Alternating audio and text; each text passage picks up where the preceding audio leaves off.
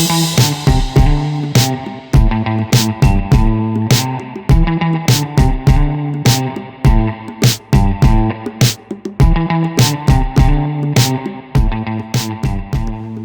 Ruby, partner in our commercial finance group. Thanks for joining me today. Happy to be here.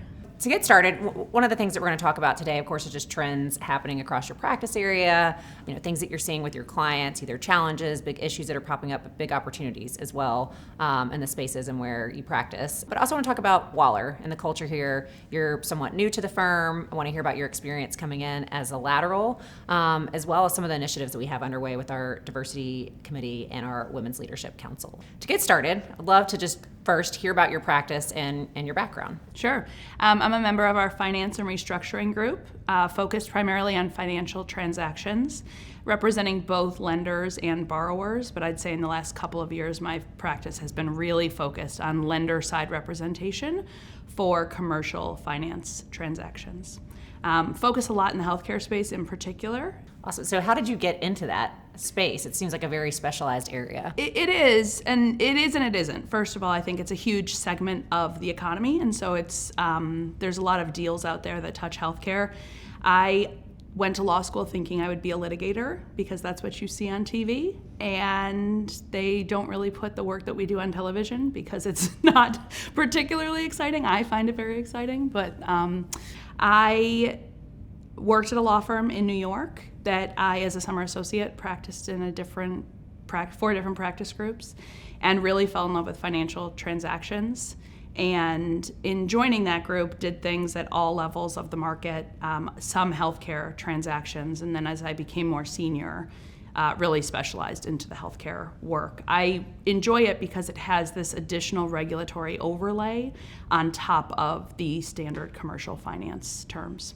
Right. So you mentioned your specialization within healthcare, a lot of work in the sort of senior housing, skilled nursing sectors. Are there particular trends that you're seeing in those spaces right now? So there are, and I think that there's trends that we've been seeing for a few years, but they have obviously been hugely overshadowed by, number one with a bullet, COVID.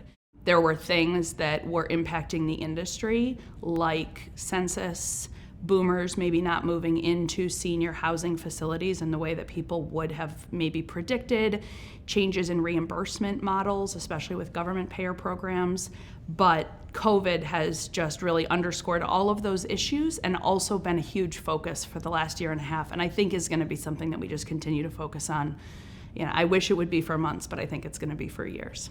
So you mentioned the regulatory overlay, of course, in the work that you do. Are there certain regulations or regulatory changes that are on the horizon or are being implemented that are affecting your practice? So I think that senior housing is always going to be a focus of regulators and of government legislation, and for good reason.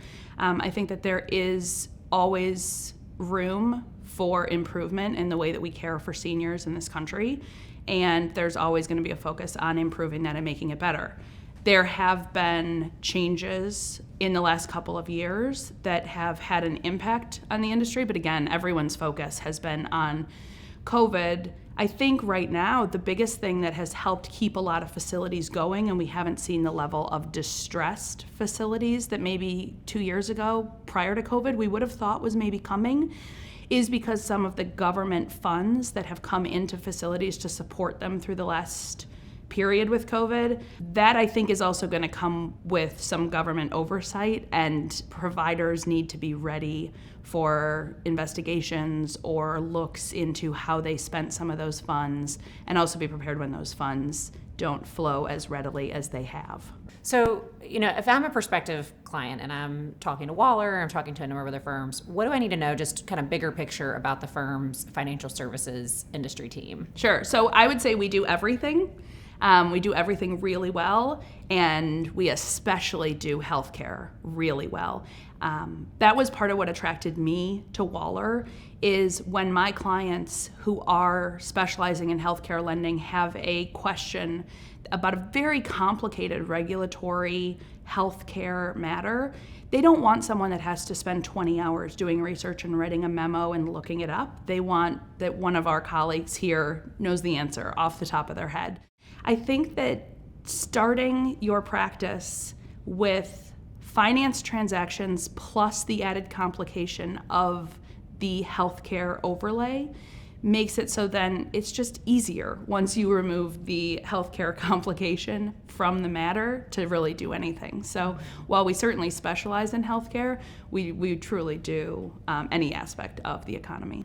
You mentioned earlier just some of the other initiatives that you're involved with. I know that you're on our diversity committee. You're also on the Women's Leadership Council. Great initiatives underway. Can you tell me more about Waller's approach to diversity, equity, and inclusion? Absolutely. So I don't think that there's a law firm right now in America that doesn't talk about these issues, but I know because I've worked at a few law firms before Waller, and I also am just, pretty keyed in on these issues, that I think that there are firms like Waller that talk about these issues with an intentionality and that have buy-in from various constituencies and members of the firm, not just the diverse attorneys. And I think that that makes a real difference in how successful we are in being able to implement programming and true action items, some of which have economic cost behind them, successfully.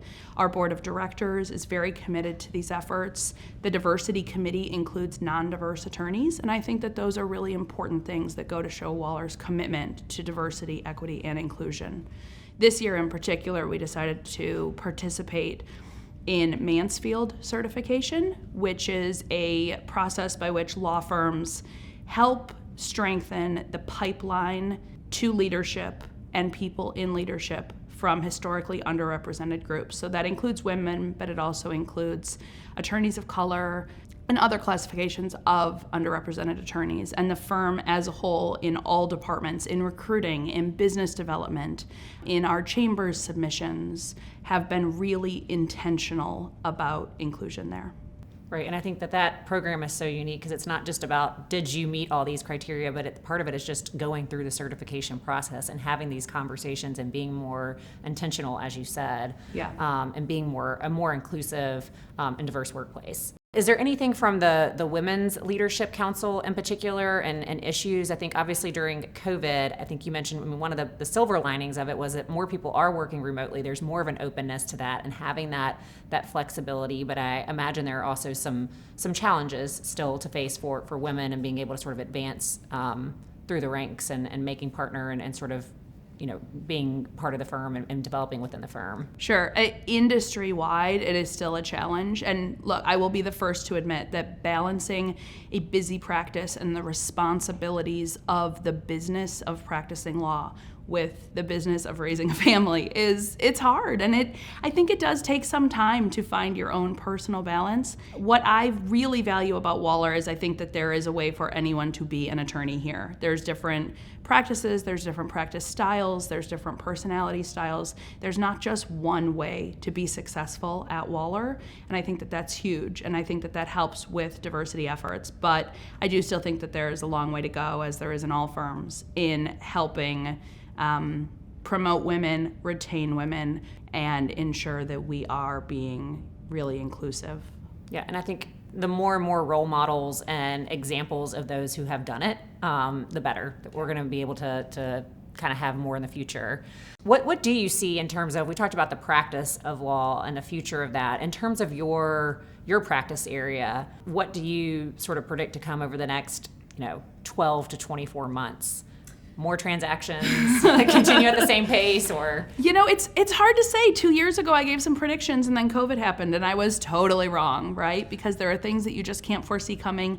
I do think that realistically, there's going to be a slowdown of some government support dollars that is going to have an impact on the bottom line of some companies, especially in the healthcare space, who have maybe been getting by when there are underlying issues that need to be addressed. I think that our colleagues in our restructuring side of our finance and restructuring group are going to be busier. We work really closely with them and partner in helping our lenders as well as our borrowers have those situations be as painless as possible. And I think that there's going to be more to come on that side, as well as probably increased government investigations and scrutiny. Right. So let's say there's an attorney and they're looking to make a move. They're looking at Waller amongst a number of other options. why make a move here, and tell me more about not only the why and the opportunity here, but also that lateral transition and integration. Sure. So that was something that was really important to me as a lateral partner. And I think there's two things that Waller is exceptional at. The first is there is no waiting period to involvement. From the first day I joined in the firm, I chair our business development advisory committee. I sit on multiple other committees within the firm. There are some places that want you to be there for a couple of years and become steeped in the culture and tradition of the way they do things before they sort of allow participation. And Waller takes the opposite approach. They say, tell us what you know from being at another place, and how can we improve what we're doing based on that information that you have. And I think that's been really great for me, and I would hope good for Waller too.